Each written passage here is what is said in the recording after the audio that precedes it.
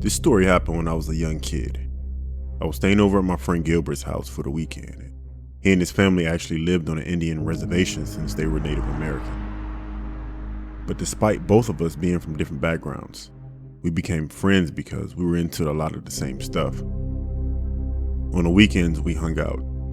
We spent most of the time playing video games, watching movies on cable, reading comic books, and eating junk food. This particular weekend was even better since Gilbert's family had been gone for a few days. One night, while playing video games, we heard a noise outside. We didn't think too much of it at first, but when the noise sounded like it was coming closer, it got harder to ignore. At first, we figured it was a stray dog, since this area was full of them, but we started to notice that whatever was making that sound seemed to be much larger. I asked my friend if it was possible that it could be a bear, but he said there was no way since they don't come out this far from the mountains. And just as we were in the middle of our conversation, that's when whatever was outside made a low rumbling growl. When we heard that, we immediately jumped up from our seats. My friend had the same expression on his face that I must have had, which was a look of fear in both our eyes and our mouth wide open. Even though we were scared, we decided to carefully take a quick look outside through the blinds. There, being illuminated by the moonlight, was what looked like a giant wolf or dog. It had pointy ears, body covered in fur, eyes glowing in the dark. It was looking around its surroundings before eventually looking toward the house. As it started to move, something about the way it walked in all fours looked a bit off. But before my friend and I could figure out why that was, to both our shock, that's when we saw the animal stand on its hind legs. At that point, my friend and I didn't even know what to say. There was something very human-like about the way that it was standing. And at that moment, that creature must have seen the light coming from the window, because to our horror, while still on its hind legs, that's when the creature made a dash toward the house. My friend and I wasted no time as we sprinted toward his room. But just as we entered and locked ourselves in his bedroom, we heard the creature climb up the side of the house. It proceeded to pace around on the roof shortly after. My friend and I couldn't do anything but hide behind his bed. And I'm not ashamed to admit, but we started to cry since we were so scared. We wanted to call for help, but the only phone in the house was in the kitchen. So the only thing that we could do was listen closely in fear as we heard the claws on its foot tap the rooftop. After a minute or so, the creature finally jumped off.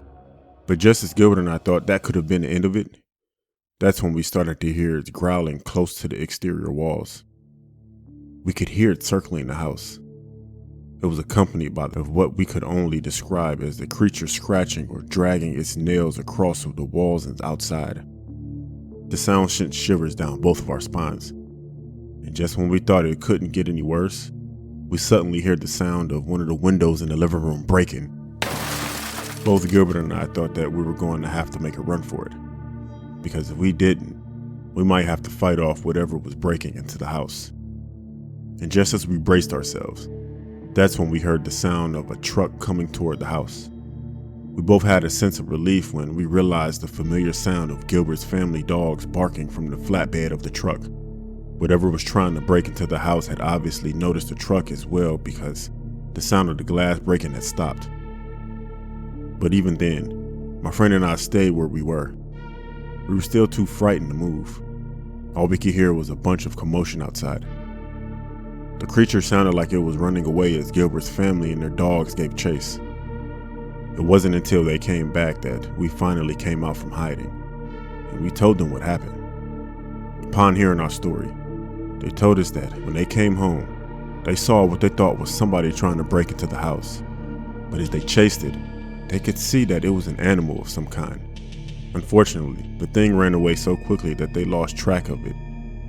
Wanting to be cautious, Gilbert's family decided that we all stay in a friend's house that night.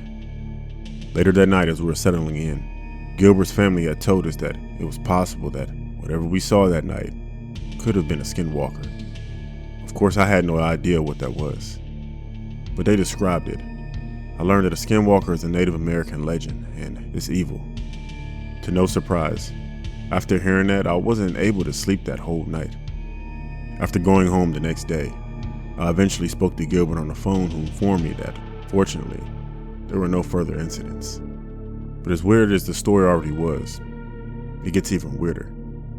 A little over a week later, Gilbert had called to tell me that a few kids on the reservation had been walking through the arroyo and found a bunch of junk, including an old fridge. But when they pried it open, that's when they made a gruesome discovery. There inside the old fridge was the decomposing body of a nude man. I could feel the hairs all over my body standing up after hearing that. He also told me that the local authorities said that it was most likely just some drunk who wandered into the arroyo and accidentally locked himself inside the fridge.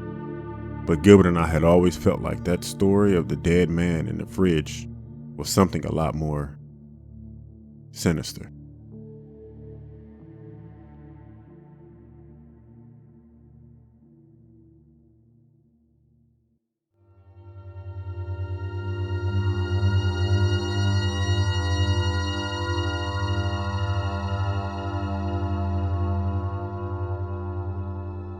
It was about 4 years ago when this happened. This happened sometime between 2011 and 2012. When it was the spring and summer months, my mom would often go outside the garden, as she loved doing this and still does today. While she would do this, I would always play with my ball or drive my Power Wheels around the front yard. My parents had two cars, a mid-late 2000s Honda Odyssey and a mid-2000s Acura TL. This is important for later on in the story. My dad would be at work often, so he would leave the minivan for my mom to take me and my infant brother shopping, or to my grandmother's house if she had to do something. It was just an ordinary day and my dad was at work. My infant brother and I were outside with my mom again while she was gardening. Over the course of like 2 hours, I kept seeing this car drive by my house. I have always loved cars, and from a young age, I could guess what a car was by looking at it. And I noticed that this car was a mid-2000s Acura TL. Instantly, I thought this could be my dad returning home early from work, and I began to get excited. As time passed, I was starting to wonder why he wouldn't just park and come greet us, instead of driving in circles around our neighborhood. I also thought something was a little off with the car, but I couldn't tell. Now, I know that the car was actually gray instead of white, that my dad's model was, but when I was a toddler, I wasn't really good with colors. I kept waiting to see if my dad would finally park the car and come play with me, but the car just kept going up and down the street. My mom had to pop inside real quick to get something. I don't remember what though. As soon as she went inside, the car slowed down and stopped in front of my house. I heard a voice call me over. Me still thinking it was my dad, I went over without even thinking. As I got closer, I realized that it was in fact not my dad. It was some random lady. She was talking to me and asked me if I was having fun playing outside. I was actually confused because a second ago, my 4-year-old brain was certain that it was my dad. All of a sudden, my mom came sprinting outside from the front door, yelling at me to come to her. And I obviously did. The lady then floored it down the street and never came back. That was the fastest I've ever seen my mother run in my life. My mom explained to me the dangers of strangers and to never talk to them or go near them. This happened about 10 years ago, and I don't even live in that house anymore. I pretty much forgot about it until it clicked about a year ago. I realized the actual danger that I may have been in. Sometimes I wonder if it was just a creepy lady talking to some kid, or she was actually going to take me. I guess I'll never know. It's crazy to think that I trusted this lady because she had a car like my dad's. So that shows that young kids are very easily manipulated. So parents with kids, please be careful.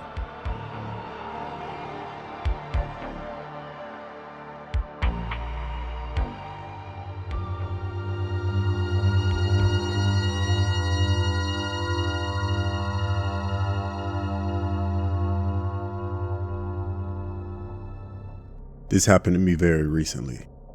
I'm a 38-year-old woman who's an extreme horror movie and horror story fan. I watch a lot of videos of people's experiences with sleep paralysis. Until a few days ago, I'd roll my eyes chuckling while thinking, oh, this is bull. That doesn't really happen to people. I always sleep in a particular way, on my left side, facing my bedroom door, my blanket halfway up my legs, even in the colder weather. So one night, my eyes suddenly snapped wide open, and I couldn't figure out why. I was flat on my back, as I never sleep on my back anyway. I looked at my alarm clock with a surprising effort. It read 3:31 a.m. Suddenly I realized I couldn't move at all. My blanket was suddenly over my shoulders, and I was tucked in tightly. I was beginning to get scared because I never had my blanket like that, and knew no one could have tucked me in without me knowing. I tried to sit up, turn my head, anything. I really couldn't move at all. Blinking was an effort, almost impossible. My only thought was, holy crap, I can't freaking move at all. What the hell do I do now? I couldn't even try to speak. I found my teeth clenched tight and my jaw immobile. At a far corner of my room, I thought I saw a shape quickly jump to another area. Suddenly, my vision began to swim and blur, and I passed out. I woke up at about 9 o'clock with a gasp and a quick yell. I was back in my sleeping position, and my blanket was at my feet. I remember sitting in the middle of my bed trying to figure out what the hell just happened. Finally, after a few minutes, I began to laugh. I realized I had experienced an actual episode of sleep paralysis. I'd never experienced it before, so it was both interesting and rather scary, as I was completely helpless and immobile. Thankfully, it hasn't happened again. I don't want it to, honestly. The only thing I wonder is, what the hell caused that to happen? And what did I see in my room with me? And above all, the thought that puzzles me and freaks me out the most is, what tucked me in that night? And honestly, I almost don't want to know.